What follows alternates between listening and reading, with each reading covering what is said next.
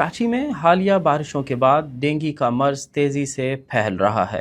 सिंध के health department के मुताबिक सितंबर के महीने में 1500 से ज़ायद डेंगू के केसेस रिपोर्ट हुए, जबकि रवां माह के पहले 10 दिनों में सिर्फ सिविल अस्पताल कराची में 355 केसेस रिपोर्ट हुए हैं। सिंध के अस्पतालों में इस वक्त जो डेंगू है वो नंबर 1 पे चल रहा है।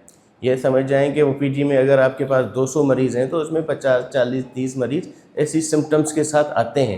फिर जब उनको इन्वेस्टिगेट किया जाता है तो इतने ही मरीज़ फिर पॉजिटिव भी नज़र आते हैं। अभी रिसेंटली जो हमारे लास्ट वीक से 15 डेज से जो हमारे जो इंसिडेंट है, जो आउटब्रेक है डेंगू मलेरिया का, चाहे कराची डिवीज़न जो चाहे दीगर डिवीज़न भी हो, उसमें शदीद इजाफा हुआ है। जो आफ्टर मानसून और जो सफाई ना होना, जो केसेस हमारे पास जो इमरजेंसी में जो ओवरऑल जो केसेस आते हैं अस्थमा के, रेस्पिरेशन के, या कोई ब्रोंकोलाइटिस के, या कोई गैस्ट्राइटिस के, उसके साथ डेंगू के केसेस भी हमारे पास 15 से 20% जो रेशो है वो डेंगू का है।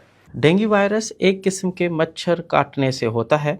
ये बुखार की एक किस्म है, लेकिन पहले से मौजूद अमराज के मरीज़ों के लिए ये ख़तरनाक साबित हो सकता है।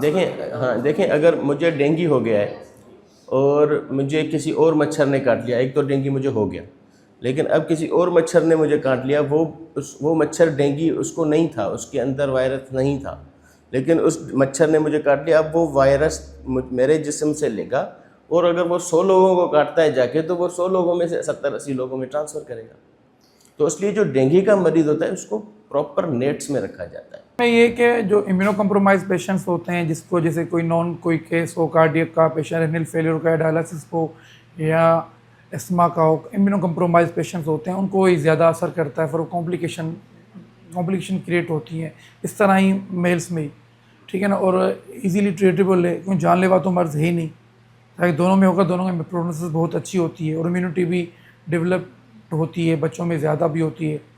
तो इसीलिए कि टाइमली ये चीज़ इन्वेस्टिगेट की जाए।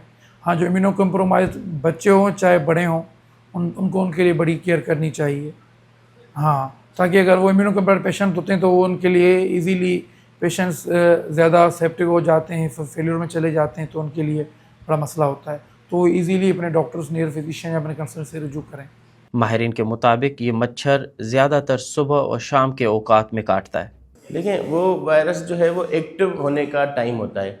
उनकी जो वायरस की एक्टिव होने का जो टाइम है वो बेशक यही है जो आपने बताया, लेकिन वो कल्टीवेट तो सारा दिन हो रहा है ना, वो बढ़ सारा दिन रहा है। अब आके अपने टाइम पे वो काट लेगा। बेसिकली हमें काम ये करना है कि उनकी जो तादाद है मच्छरों को बढ़ने से रोकना है।